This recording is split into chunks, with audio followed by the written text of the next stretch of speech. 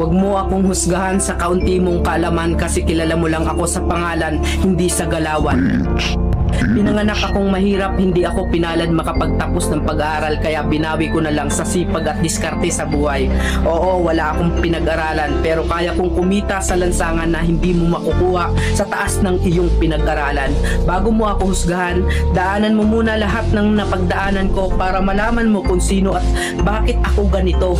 Huwag mo husgahan ng isang tao dahil sa natapos niya, dahil minsan kahit yung mga taong hindi man humahawak ng diploma, daig pa nila yung nakagraduate ng may corona. Bawat tao may kanya-kanyang kwento sa buhay, kaya bago mo sila husgahan, alamin mo muna ang kanilang pagkatao at tingnan mo muna ang sarili mo, baka malala ka pa sa tinitira mo.